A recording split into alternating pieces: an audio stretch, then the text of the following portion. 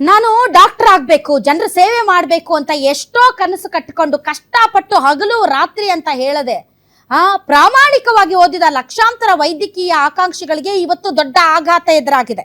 May 3ಕ್ಕೆ NEET exam ಆಯಿತು. NEET exam ಬರೆದು relax ಆಗಿದ್ದಂತಹ ವಿದ್ಯಾರ್ಥಿಗಳಿಗೆ ರಾಷ್ಟ್ರೀಯ ಪರೀಕ್ಷಾ ಏಜೆನ್ಸಿ NTA ಇಲ್ಲ, ನಾವು ನೀಟ್ ಎಕ್ಸಾಮ್ ಅನ್ನ ರದ್ದುಗೊಳಿಸಿದ್ದೀವಿ ಅಂತ ಇವತ್ತು ಹೇಳಿದೆ. ಪ್ರಶ್ನೆ ಪತ್ರಿಕೆ ಸೋರಿಕೆ ಆಗಿರುವ ಹಿನ್ನೆಲೆಯಲ್ಲಿ ಪರೀಕ್ಷೆಯನ್ನು ರದ್ದುಗೊಳಿಸಿದ್ದು, ಅತ್ಯಂತ ಶೀಘ್ರದಲ್ಲಿ ಬದಲಿ ಎಕ್ಸಾಮ್ ಎಕ್ಸಾಮ್ನ ದಿನಾಂಕವನ್ನ ನಿಮಗೆ ಹೇಳ್ತೀವಿ ಅಂತ ಏಜೆನ್ಸಿ ಹೇಳಿದೆ. ಪ್ರಶ್ನೆ ಪತ್ರಿಕೆ ಸೋರಿಕೆ ಬಗ್ಗೆ ಸಮಗ್ರ ತನಿಖೆಗಾಗಿ ಕೇಂದ್ರ ಸರ್ಕಾರ ಈಗ CBI ತನಿಖೆಗೆ ವಹಿಸಿದೆ. ದೆಹಲಿಯಲ್ಲಿ SSUI ಕೇಂದ್ರ ಸರ್ಕಾರದ ವಿರುದ್ಧ ಬೃಹತ್ ಹೋರಾಟವನ್ನ ನಡೆಸಿದೆ. ನೀಟ್ ಪರೀಕ್ಷೆಯಲ್ಲಿ ಪ್ರಧಾನಿ ರಾಜಿ ಮಾಡಿಕೊಂಡಿದ್ದಾರೆ. ಪ್ರಶ್ನೆ ಪತ್ರಿಕೆ ಸೋರಿಕೆ ಮೋದಿ ಸರ್ಕಾರ ದುರ್ಬಲ ಮತ್ತು ವೈದ್ಯರ ಪದವಿ ಮಾರಾಟಕ್ಕಿದೆ ಎಂದು ಬರೆದಿರುವ ಫಲಕಗಳನ್ನು ಹಿಡಿದು ಆಕ್ರೋಶ ಹೊರಹಾಕಿದ್ದಾರೆ. आप अपने आप को विश्वास करने आपके खिलाफ कानूनी कार्रवाई की जाएगी।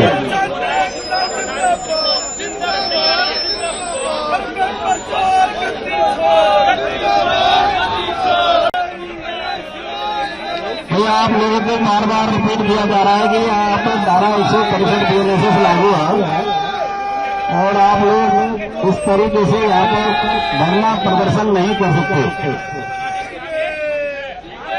आप अपने आप को विश्वास करने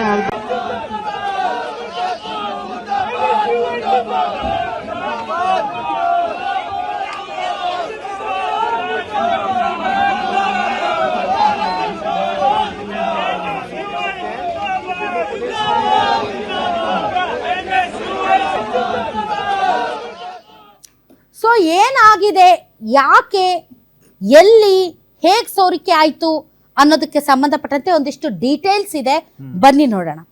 ನೋಡಿ, ಬಿಫೋರ್ ಎಕ್ಸಾಮ್ ನಿಮ್ಗೆ ಗೊತ್ತಿದೆ, ಈ ಎಜುಕೇಶನ್ ಅನ್ನೋದು ಒಂದು ಸಪ್ರೇಟ್ ಎಕಾನಮಿಯಾಗಿ ಕಾನ್ಸಂಟ್ರೇಟೆಡ್ ಆಗಿ ದೇಶದ ಹಲವು ಭಾಗಗಳಲ್ಲಿ ಈ ತರದ ಕೋಚಿಂಗ್ ಕ್ಲಾಸ್ ಹಬ್ಗಳಿವೆ. ಈಗ ತುಂಬಾ ಜೋರಾಗಿ ಕೇಳಿ ಬರ್ತಾ ಇರೋದು ಅಥವಾ ಅಕ್ರಮ ಅವ್ಯವಹಾರ ಆಗಿದೆ ಅನ್ನೋದು ರಾಜಸ್ಥಾನದಲ್ಲಿ. ರಾಜಸ್ಥಾನದ ರೋಲ್ ಏನು ಅನ್ನೋದನ್ನ ಮಾತಾಡೋಣ. ಆದ್ರೆ ಅದಕ್ಕಿಂತ ಮುಂಚೆ ರಾಜಸ್ಥಾನದ ಸಿಖರ್ ಭಾರತದ ಅತಿ ದೊಡ್ಡ ಕೋಚಿಂಗ್ ಹೌಸ್, ತುಂಬಾ ದೊಡ್ಡ ನೆಟ್ವರ್ಕ್. ಇದು ಒಂಥರ ಎಜುಕೇಶನ್ ಮಾಫಿಯಾ ಅಂತ ಹೇಳಿದ್ರು ಕೂಡ ತಪ್ಪಾಗ್ಲಿಕ್ಕಿಲ್ಲ. ಅಷ್ಟು ದೊಡ್ಡ ಮಟ್ಟಕ್ಕೆ ಇಲ್ಲಿ ಒಂದು ದೊಡ್ಡ ಪ್ಯಾರಲಲ್ ಆದಂತಹ ವ್ಯವಸ್ಥೆನೇ ಇದೆ. ತುಂಬಾ ದಪ್ಪ ಇದ್ದೀರಾ, ಅದರಲ್ಲೂ ಯಾವುದೇ ಸೈಡ್ ಎಫೆಕ್ಟ್ ಇಂದ ಸಣ್ಣ ಆಗ್ಬೇಕಾ? ಎಷ್ಟೋ ಜನ ಹೇಳ್ತಾ ಇದ್ರಿ, ಸರ್ ನಾನು ಜಿಮ್ಗೆ ಹೋಗ್ತಾ ಇದ್ದೀನಿ ಆದ್ರೂ ಸಣ್ಣ ಆಗ್ತಾ ಇಲ್ಲ, ಸರ್ ವರ್ಕೌಟ್ ಮಾಡ್ತಾ ಇದ್ದೀನಿ ಆದ್ರೂ ಸಣ್ಣ ಆಗ್ತಾ ಇಲ್ಲ ಅಂತ ಹೇಳ್ತಾ ಇದ್ರಲ್ಲ. 100% ಯಾವ ಜಿಮ್ಗೂ ಹೋಗ್ದಂಗೆ ವರ್ಕೌಟು ಮಾಡ್ದಂಗೆ ನೀವು ಸಣ್ಣ ಆಗ್ಬೋದು. ಪ್ರತಿದಿನ ಬೆಳಿಗ್ಗೆ ಸಂಜೆ 2 ಟೈಮ್ ನಮ್ಮ ಜೀನಿ ಸ್ಲಿಮ್ ನ ಯೂಸ್ ಮಾಡಿ ಯಾವುದೇ ಸೈಡ್ ಎಫೆಕ್ಟ್ ಇಲ್ದಂಗೆ ನೀವು ಸಣ್ಣ ಆಗ್ತೀರಾ. ಯಾಕೆಂದ್ರೆ ಜೀನಿ ಸ್ಲಿಮ್ ಒಂದು ಉತ್ತಮ ಆಹಾರ. ಸೊ ಬಿಫೋರ್ ಎಕ್ಸಾಮು ಏನಾಗುತ್ತೆ ಅಂದ್ರೆ, ಈ ಗೆಸ್ ಪೇಪರ್ ಅಂತ ರಾಜಸ್ಥಾನದಲ್ಲಿ ಕೋಚಿಂಗ್ ಕ್ಲಾಸ್ ಸರ್ಕಲ್ಗಳಲ್ಲಿ ಸರ್ಕ್ಯುಲೇಟ್ ಆಗುತ್ತೆ. ಗೆಸ್ ಪೇಪರ್ ಅಂತ ಕ್ವಶನ್ ಪೇಪರ್ ಸರ್ಕ್ಯುಲೇಟ್ ಆಗುತ್ತೆ.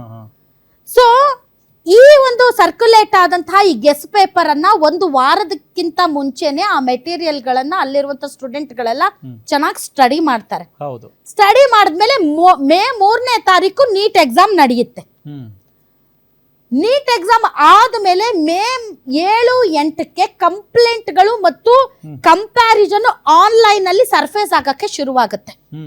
ಈ ಗೆಸ್ ಪೇಪರ್ಗೂ ಮತ್ತು ನಿಜವಾದಂತಹ ಪ್ರಶ್ನೆ ಪತ್ರಿಕೆಗೂ ಇರುವಂತಹ ಸಾಮ್ಯತೆಗಳು ಮತ್ತು ಹೋಲಿಕೆಗಳು ಆನ್ಲೈನ್ ಅಲ್ಲಿ ಬರೋದಕ್ಕೆ ಆರಂಭ ಆಗುತ್ತೆ.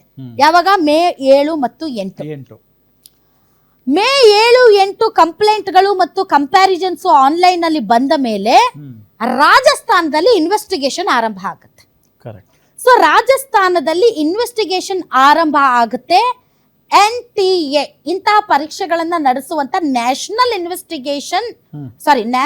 ಟೆಸ್ಟಿಂಗ್ ಏಜೆನ್ಸಿ ಏನಿದೆ, ಇದೇನ್ ಮಾಡುತ್ತೆ, ಕೊನೆಗೆ ಸೆಂಟ್ರಲ್ ಏಜೆನ್ಸಿಗೆ ಈ ಒಂದು ತನಿಖೆಯನ್ನ ಕೊಡುತ್ತೆ. ಮೇ 10ನೇ ತಾರೀಕು ಇದನ್ನ NTA ಪಬ್ಲಿಕ್ ಆಗಿ ಒಪ್ಕೊಳ್ಳುತ್ತೆ. ಎಸ್, ಸ್ಕ್ಯಾಮ್ ನಡೆದಿದೆ, ನಾವು ಇದನ್ನ ತನಿಖೆಗೆ ಕೊಟ್ಟಿದ್ದೀವಿ ಅಂತ. ಇವತ್ತು NTA ಹೇಳುತ್ತೆ, ಇಲ್ಲ ಸ್ಕ್ಯಾಮ್ ಆಗಿದೆ, ಪ್ರಶ್ನೆ ಪತ್ರಿಕೆ ಸೋರಿಕೆ ಆಗಿದೆ, ಮೇ 3ನೇ ತಾರೀಕು ಏನು ನೀಟ್ ಎಕ್ಸಾಮ್ ನಡೆದಿದೆ ಅದು ಕ್ಯಾನ್ಸಲ್ ಆಗಿದೆ, ಮತ್ತೆ ನಾವು ರೀ ಎಕ್ಸಾಮ್ ಮಾಡ್ತೀವಿ. ಆದ್ರೆ ಅದಕ್ಕೆ ಸಂಬಂಧಪಟ್ಟಂತ ಡೀಟೇಲ್ಸ್ ಅನ್ನ ಕಾಲಕ್ಕೆ ತಕ್ಕಂತೆ ನಿಮ್ಗೆ ನಾವು ಕೊಡ್ತೀವಿ. ಯಾವಾಗ ನಡೆಯುತ್ತೆ ಅನ್ನೋದರ ಬಗ್ಗೆ ನಾವು ನಿಮಗೆ ಪೂರ್ವ ಮಾಹಿತಿಯನ್ನ ಕೊಡ್ತೀವಿ ಅಂತ NTA ಹೇಳಿದೆ. ಈಗ ಎಕ್ಸಾಮ್ ಬರ್ದಿರೋ ವಿದ್ಯಾರ್ಥಿಗಳು ಏನ್ ಮಾಡ್ಬೇಕು ಹೇಳು? ಕೆಲವ್ರದ್ದು ಚಲೋ ಆಗಿರ್ತೈತಿ, ಹೌದು, ಹಾ ಅಪ್ಪ ಮುಗೀತಪ್ಪ, ಹಗಲು ರಾತ್ರಿ ಕುಂತ ಓದಿದೆ, ನಾನು ಚಲೋ ಮಾಡೀನಿ, ನಾನು ವೈದ್ಯ ಆಗ್ತೀನಿ ಅಂತ ಕನಸು ಕಟ್ಕೊಂಡವನು ಈಗ ಮತ್ತೆ ಓದ್ಬೇಕಾ? ಇವ್ರ ಎಕ್ಸಾಮ್ ಡೇಟ್ ಹೇಳೋ ಮಟ ಹಾ ಮತ್ತ ರಾತ್ರಿ ಹಗಲು ಅನ್ನೋದೇ ಓದ್ಬೇಕಾ? ಎಷ್ಟು ಸ್ಟ್ರೆಸ್ ರೀ. ಒಂದ್ ಸಣ್ಣ ಎಕ್ಸಾಮ್ ಬರಿಬೇಕಂದ್ರೆ LKG UKG ಗೆ ತಂದೆ ತಾಯಿಗಳೇ ಹೈರಾಣ ಆಗ್ತಿವಿ. ಇನ್ನು ನೀಟ್ JEE ಇಂತಾವಂತಂದ್ರೆ ಮುಗಿದೋಯ್ತು. ಇಡೀ 1 ವರ್ಷ 2 ವರ್ಷ ಓದಿದ್ರೇನು ಕೂಡ ಕ್ರ್ಯಾಕ್ ಮಾಡಕ್ ಆಗಲ್ಲ.